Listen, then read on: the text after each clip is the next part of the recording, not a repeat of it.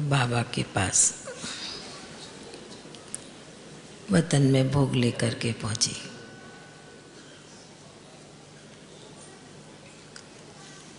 विशेष सतगुरुवार की याद बाबा को सभी बच्चों की देते हैं, पर जिस गुरुवार को जो भाई बहनों की याद होती है, मधुवन में आते हैं, कई खुशी का भी भोग लगवाते हैं, कई जीते जी मरने का भी भोग लगवाते हैं, कई प्रकार की याद जाते ही बाबा को दी। जाने के साथ ही बाबा बड़ी मीठी दृष्टि से मुस्कराते हुए कहने लगे कि बच्ची, सतगुरुवार के दिन विशेष सभी बच्चों की याद, चाहे देश हो चाहे विदेश हो, सभी बच्चों की याद बाबा तक पहुंचती है। और मधुवन में भी सभी बुद्धि योग के द्वारा अपनी दिल की याद बाप तक पहुंचाते हैं, दिल की याद बाप को देते हैं। और बाबा भी सभी बच्चों की विशेष रूप से सभी की याद सागर की तरह सब यादें दिल में समाते हैं। तो पहले तो बाबा ने याद के साथ इतना ही सुनाया, सुनाने के साथ बाबा ने हमें आज वतन में दो दृश्य दिखलाए। एक तरफ एक बहुत बड़ा पहाड़ का रूप था और दूसरी तरफ बहुत सुंदर, बहुत बड़ी नई बिल्डिंग तैयार हो रही थी, नया मकान तैयार हो रहा था। बाबा ने कहा कि बच्ची क्या दृश्य देख रही है? तो मैंने कहा बाबा, आपने सामने दो दृश्य रखे हैं, एक नई बिल्डिंग तैयार हो रही है, दूसरा पहाड़ बहुत बड़ा देख रही हूँ। बाबा ने कहा बच्ची, इसका अर्थ मालूम है? मैंने कहा आप जो सुनाएंगे वही मैं सुन लूँगी और सबको सुना दूँगी। तो बाबा ने कहा कि देखो बच्ची, एक तरफ जो पहाड़ देख रहे हैं,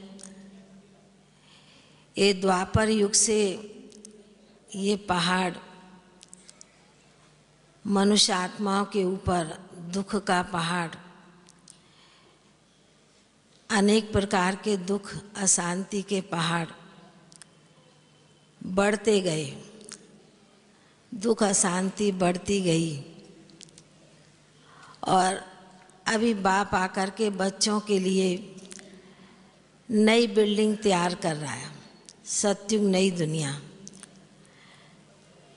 तो बाबा ने कहा कि बाबा भी विशेष रूप से यही बच्चों को देख रहे हैं कि बच्चे किस प्रकार बाप के सहयोगी बने हुए हैं, सतयुग नई दुनिया की स्थापना करने के बाप के मददगार बनने के निमित्त बच्चे भी बने हैं।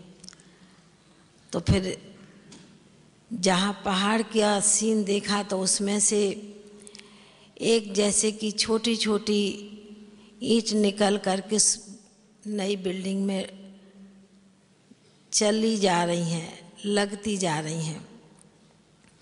तो बाबा ने कहा कि देखो बच्ची, जब पुरानी दुनिया में होते हैं तो पहाड़ का रूप दुख का रूप होता है, और जब बाबा के बच्चे बनते हैं कैसा भी बच्चा होता है, किसी भी प्रकार का बच्चा होता है, कैसे भी संस्कार वाला बच्चा होता है, पर जब बाप का बनता है और नई दुनिया में जाने का साथी बनता है, तो वह भी एक बहुत ही सुंदर बाबा का सहयोगी सतयुगी संस्कार वाले बच्चे बन जाते हैं। तो बाबा अभी नई दुनिया की यही विशेष तैयारी कर रहे हैं कि बच्चों के ऊपर अथवा सारी दुनिया के ऊपर जो दुख के पहाड़ हैं वो ख़त्म होकर के नई दुनिया बाप बच्चों के लिए तैयार कर रहे हैं।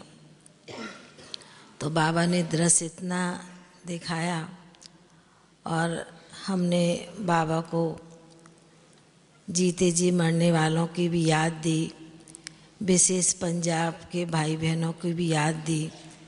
तो बाबा ने कहा कि देखो बच्ची, जिस भी जौन का टर्न होता है और वो बच्चे बहुत ही प्यार से, बहुत ही भावना से, बहुत ही स्नेह से बाबा के घर में चाहे कोई झाड़ू लगाने की भी सेवा करता है, चाहे सब्जी काटने की भी सेवा करता है, चाहे रोटी बनाने की भी सेवा, जिस भी प्रकार की सेवा करते हैं, और वह बच्चे भले 4-6 दिन 8 दिन रहते हैं, वह अपना थोड़े समय में भी बहुत ऊंचा भाग्य बना करके जाते हैं, क्योंकि ये बाबा की धरनी है इस सभी बच्चों के लिए विशेष भाग्य बनाने के लिए। भाग्यशाली धरनी है और भाग्यवान बाप साथ है। तो बाबा ने संदेश इतना सुनाया, जीते जी मरने वालों की भी याद दी। उनके लिए भी बाबा ने कहा कि जिस घड़ी जिस समय बच्चे बाप के बने और उनका पुरानी दुनिया से मुख मोड़ना और नई दुनिया के लिए हर कदम पर जीते जी मरना होता है, क्योंकि नई दुनिया में जाना है। ऐसे कहते बाबा को कई आत्माओं का भी भोग था, उनकी भी बाबा को विशेष याद दी। बाबा ने उन आत्माओं को भी वतन में इमर्ज किया और इमर्ज करके उन आत्माओं को भी विशेष रूप से वतन का बहुत प्यार से भोग स्वीकार कराया।